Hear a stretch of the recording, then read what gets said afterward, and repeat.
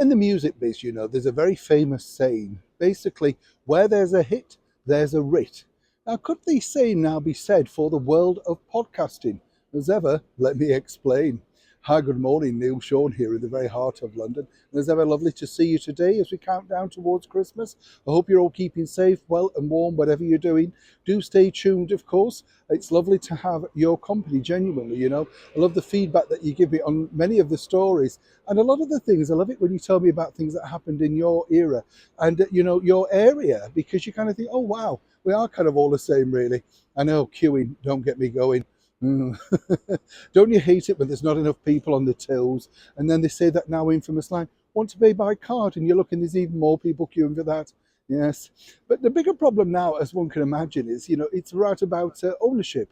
Who owns what? Because everybody's creating, everybody's content creating, as they say. And now the bigger problem, particularly if you are someone with a profile, is who actually created the content that you are basically fronting. As ever, it becomes very, very difficult, particularly if you are the ex-cable TV actress Meghan Markle. And it all really cites down to this particular event. The executive producer of audio at Archewell, Rebecca Sanders, I believe is how you pronounce her name, recently was gone, let go, left, moved on, whatever you want to call it, a streamingly sort of revolving door of staff out at Archewell, as one could imagine. But now she posted a particular comment and video on the social media platform TikTok. Now, this is incredibly powerful with the younger generation that apparently Harry and Meghan like. They like apparently Harry and Meghan, the Generation Z, as they're calling them, And basically what Rebecca's stated is that, it's lovely that people get awards, but when it wasn't necessarily their idea. Ooh, right. Now, this is all sort of throwing back to the fact that you may have missed this exciting news, I'm sure. You'll be on the edge of your seat when I tell you this, that Meghan and her company have picked up an award for Best Podcaster of the Year by People.com. What's interesting here, as I told you before, people are basically looking for publicity. And if you get an award, a lot of the time, is that company advertising with you or is it doing something else? There's always something slightly attached to it. As for Meghan and Harry, this is yet another award in that groaning mantelpiece of awards that they've been given. Do you remember the award for just having 2 children? Bet that's up there with pride of place, don't you?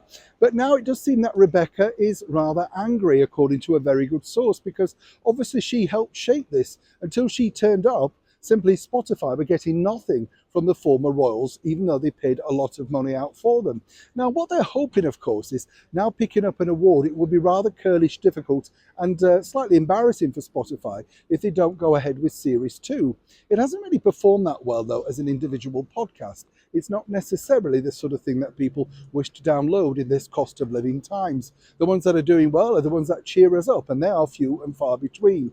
These people now purporting to be comedians, well, I'll leave that one for you. But what's interesting here is Rebecca is now being offered a lot of money to basically talk about her time working within the organisation. And given her recent, some people call it rant, I would say basically it's a statement on the social media platform TikTok. I don't suppose it will be too long before the checkbook opens enough for people to find out exactly who shaped what, who created what, and whether, of course, it was simply fronted by the former cable TV actress Meghan Markle. Or as ever, was it generally, and I mean this openly, was it a joint venture and someone's rather upset about being let go from that privileged position? Either way, when I know more, you'll know more. Neil Sean in the very heart of London.